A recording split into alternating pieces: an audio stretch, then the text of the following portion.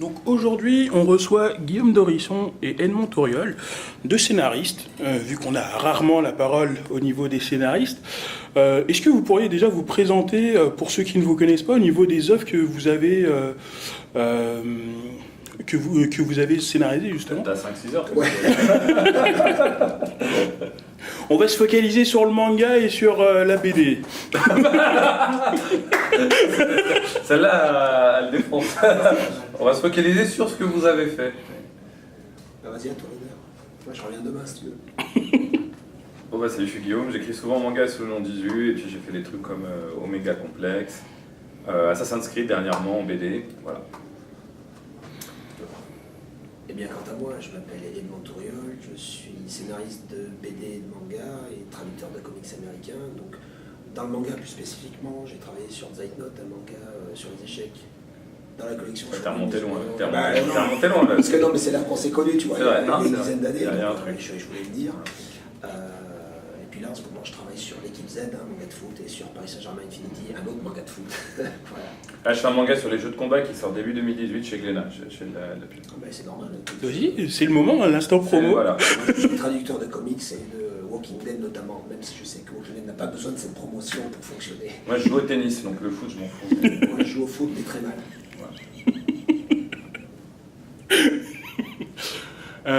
Donc au niveau du métier de scénariste, comment vous êtes plongé dedans? Est-ce que vous avez fait des études en relation ou est-ce que c'est venu en autodidacte? Des études en relation. Alors, honnêtement, écoute, c'est très bien qu'on soit tous les deux côte à côte pour parler de ça, parce que figure-toi que T'as fait des études en j'ai relation? fait des études de scénario. Ah bon? Pas n'importe lesquelles. Bah non, mais pas des études avec un diplôme. Déjà, si j'avais des diplômes, tout le monde le saurait, je passerais mon temps à les mettre en avant. Et regardez, j'ai un diplôme, mais non, j'en ai pas. Non, ce que je veux dire, c'est que j'ai longtemps travaillé, j'ai longtemps écrit des histoires, tout ça, de mon côté, à ma sauce. Mais en France, c'est très artisanal et c'est très. Il y a cette vision dans la BD, un petit peu comme au cinéma, la vision de l'auteur nouvelle vague, où le scénario, tu l'improvises, machin, tout ça, il n'y a pas de structure. Tout. Et puis quand j'ai rencontré Guillaume, quand on a bossé sur justement Zeitnote dans la collection Shogun, Guillaume me dit, mais attends, mais tu connais pas Robert Mackie, le séminaire Story, machin, tu connais pas? Non, je connais pas. Et ben donc voilà, j'ai étudié le bouquin de Robert Mackie. Tu connaissais pas?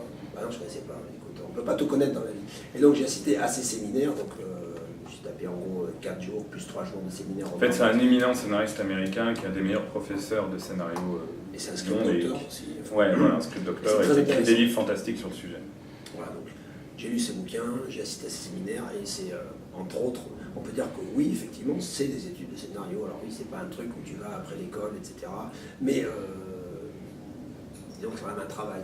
Il y a un moment, il faut travailler, il faut étudier la structure. C'est pas, après, on peut les violer, les règles, mais pour bien violer une règle, il faut la connaître et il faut la comprendre.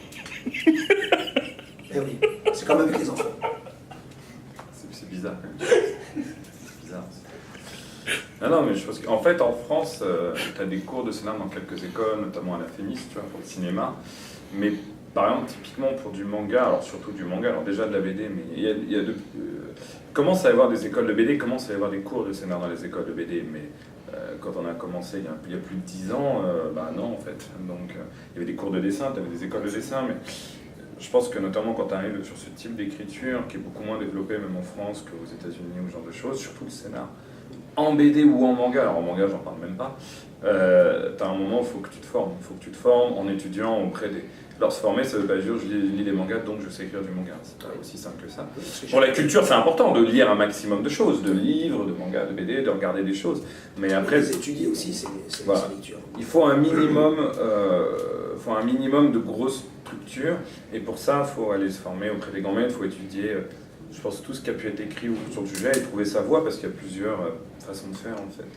Mais bon, finalement la meilleure formation, ça serait de faire globalement, je pense, des études, par exemple des études de lettres, des études d'histoire, des choses comme ça, pour se forger une culture G et surtout une capacité à savoir écrire. C'est bien de bien écrire quand on fait du scénario. Et après, de s'orienter techniquement, effectivement soi-même sur le scénario. Et le scénario n'a rien à voir avec la littérature. Donc voilà, il faut juste avoir conscience de ça. Moi, je rebondis au niveau du scénario. au niveau de tout ce qui est BD, on met souvent en avant tout ce qui est dessin. Est-ce que vous le ressentez mal ou vous aimez bien être dans l'ombre justement par rapport à ça? Alors, est-ce qu'on aime bien être dans Bonne l'ombre? question.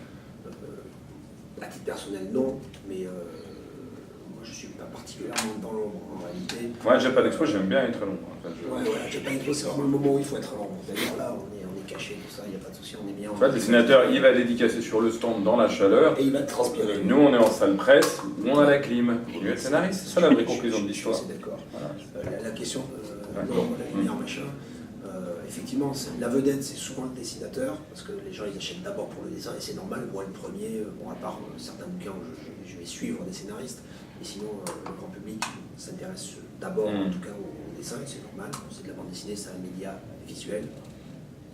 Mais après, dans le fonctionnement, par rapport, par exemple, je vais prendre l'exemple de l'équipe Z de mon manga de foot, c'est vrai que j'écris l'histoire, en fait je la coécris parce que j'ai même un co-scénariste. Et lui il est dans l'ombre, alors que moi je passe mon temps à faire la promo du bouquin, ce qui fait qu'en fait j'ai ma petite barre de lumière. Alors c'est vrai que c'est pas moi le dessinateur, c'est vrai que c'est pas moi qui fait rêver les gens à faire des super dédicaces. Ouais, mais c'est pas le dessinateur sur ce bouquin qui fait la promo, heureusement que t'es là. Voilà, exactement. Il y a des dessinateurs qui sont vraiment, qui sont pas forcément à l'aise dans la promotion, dans le rapport avec les gens. Et après, Albert, il est super sympa, mais lui, il est espagnol. Donc, du coup, pour faire la promo d'un manga en France, ça parle pas français, c'est un peu galère. Donc, voilà, c'est là que j'interviens. Donc, finalement, on a tous notre moment de gloire, si tu veux. Donc, lui, la gloire, c'est par son talent, par son travail, parce qu'il fait rêver les gens quand les gens lisent le manga. Moi, mon moment de gloire, c'est quand je viens ouvrir ma gueule devant ta caméra. Non, mais c'est assez vrai. Hein. Souvent, les dessinateurs, tu vois, tu vends dédicace. Honnêtement, les gens, ils n'en ont rien à foutre d'avoir la dédicace du scénariste. Mais c'est normal, je veux dire, c'est normal. Si moi, je fais un dessin sur son bouquin, je flingue le bouquin, tu vois, il peut aller le jeter. Donc, c'est normal qu'ils prennent la dédicace du dessinateur. Et c'est vrai que le dessinateur passe du temps dessus, que c'est lui qui a quand même la valeur ajoutée visuelle, en tout cas. Donc, moi, je m'amuse plus à aller faire des interviews, des conférences, des choses comme ça, et chacun trouve sa voie. Après, honnêtement, que ce soit d'ailleurs le dessinateur ou le scénariste, j'ose espérer, en tout cas du moins en France, que personne ne fait ça en pensant que ça va être la gloire, etc. Sinon, il vaut mieux faire youtubeur. Enfin, je veux dire, à un moment, il faut être réaliste. Hein. Parce que même d'ailleurs, si ton bouquin se vend bien, les gens ne savent pas forcément. Moi, qui sait la tête qu'a Kishimoto ou Toriyama, enfin, à un moment, voilà, ou même Uderzo, personne ne sait ça. Donc, tu fais pas ça, par un moment, je pense, pour la gloire. Tu fais ça parce que tu as envie de dire des choses, que tu as envie d'exprimer des choses, donc tu fais ton métier de scénariste, et finalement la meilleure gloire que tu puisses avoir, c'est quand tu as des retours, alors soit de tes pairs, parce que ce sont des gens que tu estimes et qui commencent à estimer ton travail, et ça c'est pas une question de vente, hein. Tu peux vendre 300 bouquins, si ton travail est estimé, tu as le travail accompli, c'est pas une question de pouce bleu, c'est pas une question de vente. En même temps, c'est aussi évidemment un plaisir quand tu vas et que tu reçois des messages, etc. Aujourd'hui c'est très facile avec les réseaux sociaux, de gens qui apprécient ton œuvre. C'est pour ça que tu le fais, c'est pas pour la gloire, c'est pour te dire, voilà, j'ai voulu exprimer quelque chose et mon message est passé. Alors, un petit point par rapport justement au fait que sur les salons, sur les festivals, le grand public vient à la rencontre du dessinateur pour repartir avec un joli dessin, une dédicace. Néanmoins, moi, ça m'intéresse beaucoup d'être sur les festivals pour aller à la rencontre de mon lectorat. Oui. Parce que, même si c'est vrai qu'à la limite, les mecs ils s'en foutent de ma signature, ça me fait quand même plaisir de mettre un petit mot, mais surtout pendant que Albert va dessiner, par exemple, moi j'aime bien discuter avec les gens et qu'ils puissent me dire « Ah bah tiens, j'ai bien aimé ça, cette scène c'était super, là j'avais la larme à l'œil ». Ça c'est des trucs, tu repars... Quand tu es scénariste, tu passes ta journée le cul vissé sur ta chaise. En fait, c'est un super plan pour draguer quand tu réfléchis bien. Oui, mais carrément, bien sûr. Mais comme ma femme ne regarde pas cette émission, je vais même pouvoir vous en dire davantage. Alors, ma technique, voyez-vous. C'est pour ça qu'on fait ce métier. Bah, bien sûr, bien sûr. Et donc oui, la rencontre et le feedback des lecteurs, c'est intéressant, c'est bien. Donc c'est vrai que c'est pas nous la vedette, on n'est pas les vedettes du truc, bien sûr que non. Mais bon, moi, à titre perso, je retiens vraiment beaucoup de choses, des échanges et des rencontres avec les lecteurs. Et ne serait-ce qu'effectivement savoir qu'un gamin, il a pris mon manga dans le supermarché, et pendant que sa mère faisait les courses, il a lu, il s'est marré. Après, j'aime autant qu'il l'achète, ou à la limite qu'il le vole, parce qu'il sera compté pareil, il me rapportera autant d'argent. Mais ça m'intéresse. Voilà. Moi, je veux parler, je veux que le gamin qui a 12 ans, qui joue au foot... Et pas qu'il le pirate. Bah non, si le pirate, ça rapporte rien à personne. Alors si au moins il le vole, bon bah ça va, moi c'est compté dans mes sorties. D'accord. C'est bon. Donc, pensez-y, il faut voler, mais pas pirater. Voilà, le piratage, c'est pas bien. Vol. On plaisante. Vas-y, non, c'est jamais, je ne sais pas qui. Alors justement, pour rebondir au niveau de la gloire et de ce que ça englobe, au niveau du manga, on parle souvent, surtout en France, de la rémunération des auteurs en BD qui est relativement faible.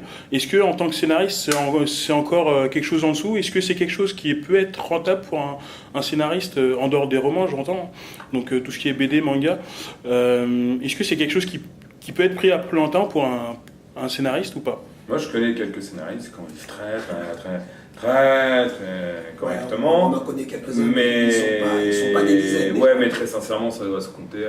Je pense que des scénaristes qui gagnent vraiment bien leur vie avec ça, il doit y en avoir 15-20 en France à tout casser, 15-20 maximum. C'est pas beaucoup, hein, 15-20 quand tu réfléchis bien sur la population. La France, voilà. Marché. Tu vois, voilà. Après, je pense que paradoxalement, tu peux mieux vivre scénariste que beaucoup de dessinateurs. Je te parle pas des grands dessinateurs, évidemment, qui ont des grandes séries, mais pensez à un truc. En fait, un dessinateur, on va toucher.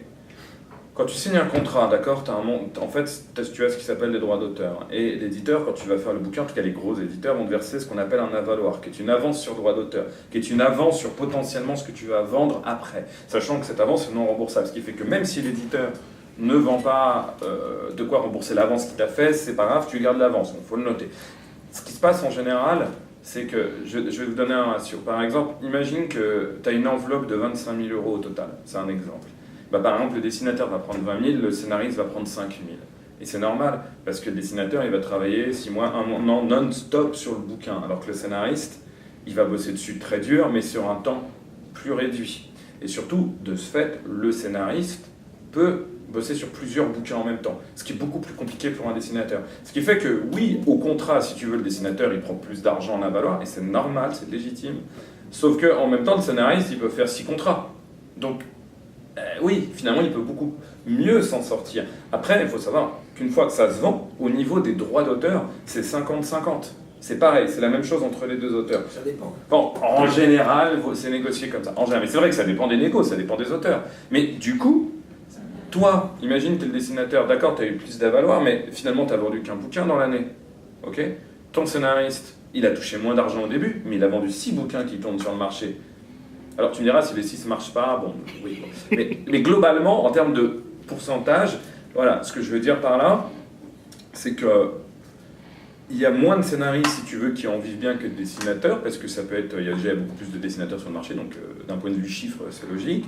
Mais je pense que les dessinateurs qui s'en sortent bien, s'en sortent beaucoup mieux que la plupart des dessinateurs moyens, on va dire, ou même qui gagnent déjà bien. Voilà, c'est juste qu'il faut noter, c'est qu'il y a peu de scénaristes qui gagnent bien, mais pour ceux qui ont compris comment ça fonctionnait le système, entre guillemets, et ceux qui sont bankable, mais c'est pareil dans n'importe quel métier, que vous soyez acteur, réalisateur, scénariste de film, c'est pareil partout. Tu as une minorité qui gagne bien, qui en vit correctement, et derrière, tu as une montagne de mecs qui galèrent, et il est temps de noter qu'en plus, il faut savoir qu'il y a des lois qui sont passées, qui taxent les auteurs, mais c'est gratos, hein, je veux dire, c'est genre on est 1000 en France, donc tout le monde s'en fout, ils nous taxent, et on peut fermer notre gueule. Sachant que quand tu es auteur, tu taxes, d'accord ?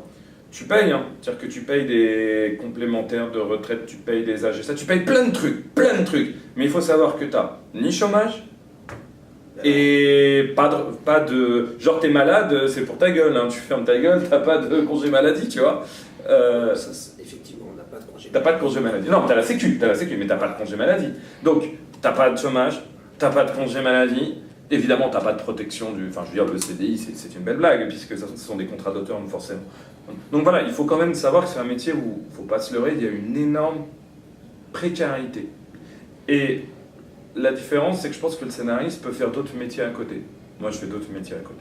Et à côté, je peux être scénariste. Et donc, je m'éclate bien, ça marche bien pour moi, tant mieux. Mais ceux qui sont que scénaristes, c'est très dur.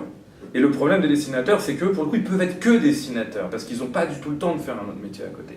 Donc je dirais qu'à part pour une extrême minorité, et encore une fois, hein, je vous ai dit, on parle de 20, 30 personnes en France. C'est pas beaucoup, hein. C'est, je pense, la galère. Voilà, c'est important de le dire. Alors j'ai apporté ma petite contribution à ce que vient de dire Guillaume. Alors, de la même manière que Guillaume, justement, j'ai également d'autres fonctions que scénariste. Et ce n'est pas avec mon... Traducteur, ça te rapporte. Ah, mais Ça me rapporte. Bah oui. Voilà. Mais c'est parce que c'est Walking Dead ou Ah, tu vivrais c'est pas- parce que c'est des traducteurs? Ah bah, C'est les deux. c'est les deux. C'est les deux. Honnêtement, effectivement, le fait de traduire Walking Dead, ça pèse dans la balance. Mais même si je traduisais pas Walking Dead, je gagnerais suffisamment ma vie, j'aurais pas non plus besoin d'être scénariste. D'accord, mais voilà, etc. l'équipe Z se vend très bien d'ailleurs, mais c'est pas l'équipe Z qui te ferait vivre toute l'année seule, Bien sûr tu que vois. non, Bah bien voilà, sûr que non. donc c'est. La question, c'est qu'en réalité, alors oui, moi je suis auteur, donc je touche des droits d'auteur. Quand je suis traducteur, je touche des droits d'auteur, donc une avance sur droit plus des droits d'auteur. Et comme en plus je bosse sur des séries qui se vendent très bien, comme Walking Dead, comme La Ligue de Justice, etc., bah oui, effectivement, tous les semestres, bim, ça tombe. Voilà. Donc je ne m'en plains pas, c'est très bien, et je fais partie de ces privilégiés qui ont la chance de bosser dans des métiers créatifs et d'être bien payé pour ça. Et puis à côté de ça, je dirige un studio qui s'appelle le studio Macma, qui intervient à toutes les étapes de la création des bandes dessinées, le scénario, dessin, couleur, lettrage, etc. Et ce qui fait que mon activité également de direction au sein de ce studio m'offre aussi d'autres... C'est souvent le cas. Chez les gros scénaristes, ils ont des studios à côté, ils sont traducteurs, ils bossent parfois pour la télé, ils ont des activités. Et quelque part, le manga, en tout cas, c'est pas la récréation, mais il y a un peu de ça, mais pas dans le sens où on le prend à la légère, je veux dire, dans le sens où c'est le plaisir en fait. C'est le plaisir en fait, voilà. Mais effectivement, un mec qui me dit, ouais, je vais faire mangaka parce que... Français en plus. Voilà, je vais être mangaka. Pas dessinateur, juste scénariste. Bah, écoute, mon petit gars, j'espère que tu as prévu un plan B, parce qu'il va falloir que tu fasses ton plan B en même temps que ton plan mangaka de toute façon. Donc, mais bon, Rome ne s'est pas faite en un Après, jour, c'est toujours pareil. Imagine, je prends un exemple, mais sans, tu vois, penser à quoi que ce soit. Imagine, t'es youtubeur, d'accord? Imagine, t'as 3 millions de vues, tu vois. Et imagine, tu fais un manga, mais peu importe le manga. Et imagine, tu le vends à plus de 200 000 ex. T'es scénariste de manga, t'es bien d'accord? T'as fait un manga, et tu vas gagner plein de fric avec, et tu peux vivre de ça. Parce que t'en as vendu 200 000. C'est toujours la même chose. D'un point de vue probabilité, si tu vends 200 000 bouquins, tu peux être que scénariste de manga. Oui. Ouais, tu vois. Mais il n'est pas que scénariste, il est youtubeur aussi. Non, mais je prenais un exemple. Imaginons dans une hypothèse, tu vois. Donc ça veut dire que oui, en fait, tu peux être que scénariste de manga. Ça dépend de ce que tu as à côté. C'est juste ça qu'il faut retenir. C'est comme tout, en fait. L'argent, c'est lié au succès commercial. Bah oui. Donc, Guillaume parlait du succès d'estime, c'est bien d'être apprécié. Quand les gens apprécient, quand tes pairs apprécient tes bouquins, ouais, moi aussi ça me fait plaisir. Quand un collègue scénariste dit ah ouais, j'ai bien aimé ça. Mais en fait, moi ce que je préfère, c'est savoir que j'ai 1000 gamins qui sont allés acheter mon manga la semaine de sa sortie parce qu'ils étaient fans. Ce que je veux dire, c'est que si tu bosses à côté sur Walking Dead, tu as un studio à côté, tu gagnes ta vie à côté, tu peux te permettre d'être moins au taquet sur est-ce que je vais vendre 1000 ou 1200 ou 5000 ou 10 000. Bien sûr, Tu peux te dire je vais faire ce bouquin parce que j'ai envie de le faire, je sais que ça va pas être le succès commercial de la décennie mais je m'en fous parce que je veux le faire. En fait tu es libéré de te dire ce que j'ai écrit c'est ce qui va me permettre de bouffer à la fin du mois. Et ça, je pense que c'est hyper important parce que c'est des conditions sereines dans lesquelles tu peux travailler. Il n'y a rien de pire pour un artiste de se dire que le travail qu'il fait est, on va dire, conditionné par sa condition précaire. Ce qui veut dire qu'il, techniquement parlant, même si on peut dire qu'il est libre de sa parole, il ne l'est pas vraiment parce qu'il est conditionné par des mouvements financiers et par l'impératif de devoir bouffer. Et de vendre. Et du coup, tu ne fais pas forcément l'esprit libre, le bouquin que tu aurais dû faire. Et donc c'est hyper chanceux d'être dans ce cas-là. Et c'est hyper dur quand c'est pas le cas, je pense, pour tous les auteurs. Voilà. Bah, pour tout le monde, ni plus ni moins, en fait, c'est la vie de tous les gens qui ont des professions libérales que tu viens de décrire. Et eux aussi, ils sont complètement taxés. Évidemment. Mais oui, mais ce que je veux dire, c'est que justement, ce problème de taxes, etc., les salariés aussi, ils sont taxés. C'est juste qu'eux, ils ne le voient pas parce qu'ils reçoivent leur salaire net. Mais tout le monde est taxé, c'est comme ça. C'est normal d'être taxé. Sauf que quand tu taxes, parfois tu as des contreparties. Nous, on taxe, on n'a pas les contreparties. C'est ça la nuance. Bien sûr que si, on vit en France. Je te parle de la GSA, je te parle pas du reste, de comparativement parlant. Même la GSA, tout ça. Enfin, après, Et lire ça que tu vends. Mais si tu veux... Non mais je plaisante, on s'éloigne du débat. Mais on s'en est pas tant que ça, parce que cette précarité justement, ces outils qui font qu'on ponctionne des sommes sur les revenus des auteurs de BD qui ont des situations... Ah mais ça me dérange. Non mais justement, les gens ils ont des situations précaires, on leur ponctionne encore plus de fric, mais il faut savoir que si on ne leur ponctionne pas, ça veut dire qu'en gros, ce sont des gens qui ne cotisent pas à leur future retraite qui sera faible, etc. Mais s'ils ne cotisent déjà pas, il faut savoir que c'est des gens qui auront une vie passionnante et passionnée grâce à leur métier d'auteur de BD, de mangaka, etc. Mais au final, aujourd'hui, quand tu es jeune, tout ça, tu peux te contenter de gagner 1000 € et quelques, et puis de vivoter. Sauf que quand tu es vieux, tu te rends compte que ces 1000 €, c'était pas les mêmes 1000 € que le smicard qui, lui, en même temps, cotiser pour sa retraite, etc., qui ne sera pas terrible, on est d'accord, mais il en aura une quand même, alors que l'auteur de BD qui s'est contenté de gagner son SMIC virtuel, mais qui ne correspond à aucune cotisation sociale, bah lui, il sera dans une misère noire. Et c'est aussi ça qu'il faut pointer du doigt, c'est que oui, bien sûr, que les mecs, ça les choque qu'on leur fasse payer, qu'on leur fasse cotiser tout ça, mais les cotisations sociales, c'est le travail de tout le monde. Et mais c'est pas ça le problème. Parce que le problème, c'est que justement, si tu es auteur, à la limite, qu'il y en ait, que tout le monde cotise, mais ça c'est normal. Et c'est dommage qu'il n'y ait pas de réels moyens ou d'assurance pour ces auteurs, justement, qui sont comme les intermittents du spectacle. Voilà. Ah, mais oui, et c'est ça. Effectivement, c'est un statut. Tu vois, pourquoi? Tu vois, c'est ça que je veux dire en fait. Pour les plus précaires d'entre nous, c'est tout. Bien sûr, bien sûr. C'est normal de cotiser. Ce qui n'est pas normal, c'est que ceux qui sont dans la précarité ne profitent pas actuellement de ces cotisations. C'est ça le problème. On peut en profiter. Donc voilà, donc c'est ça le problème. C'est pas de cotiser le problème, c'est que personne n'en profite. Si. Dans le présent, chez les auteurs précaires. Ceux qui gagnent bien leur vie, ils en profitent. C'est ça qui est terrible. Bref. C'est la grande injustice des répartitions avec des seuils, etc.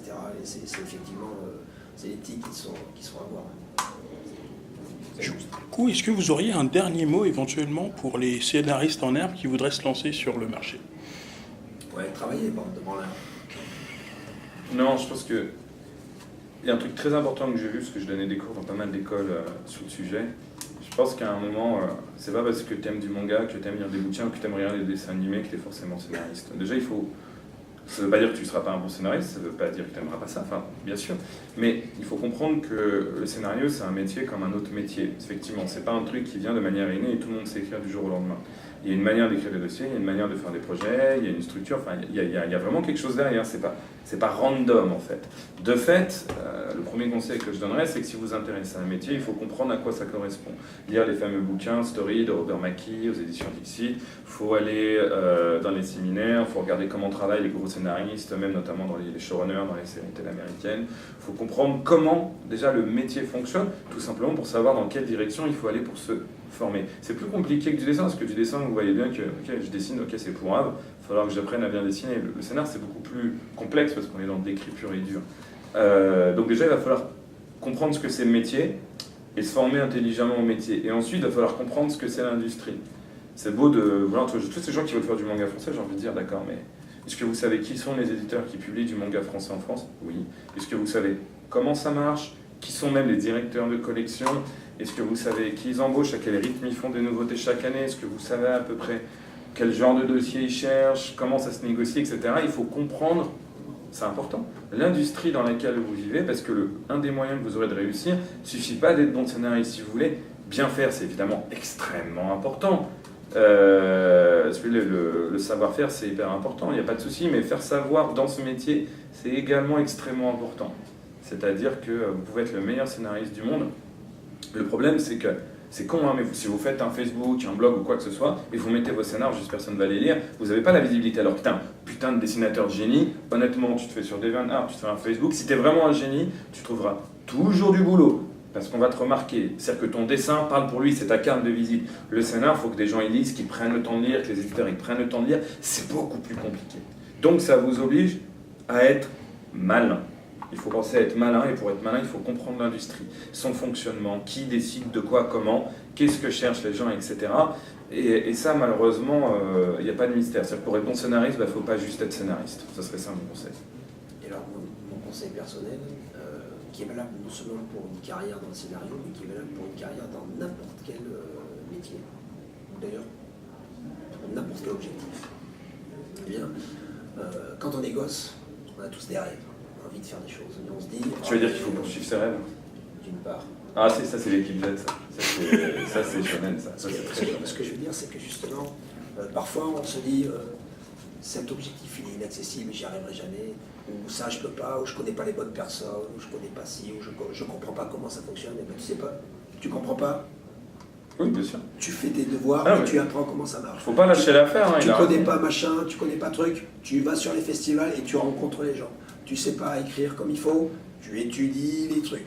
Tu sais pas, tu comprends pas, tu fais tes devoirs. Et les gens qui travaillent, et qui retravaillent, et qui ont des échecs, et qui ont encore des échecs, et qui ont des dizaines d'échecs, et ben au bout d'un moment, ils y arrivent. Et c'est pas, ils n'y arrivent pas parce qu'ils sont copains avec les gens, Bien sûr que c'est important d'être copain avec les gens, parce que justement, c'est ça, quand tu dis être malin, c'est aussi être capable de faire passer le message que tu veux donner. Mais si t'es nul, tu restes nul. T'as beau être pote avec un directeur de collection, bah t'es nul, t'es nul. Sauf Mais si je partais du point de vue que le mec est bon. Non, mais bien sûr, bien sûr. Alors, Point de départ. Je continue. Mais voilà, parce que des mecs bons qui sont bons dans leur cave et que personne n'y jamais, bien ça. Bah oui. Ce que je veux dire, c'est que ton boulot, voilà, la qualité de ton boulot, c'est une chose. Mais effectivement, il ne faut pas s'arrêter. Parce que justement, le pire, c'est que même avec un super dossier, tu peux l'envoyer.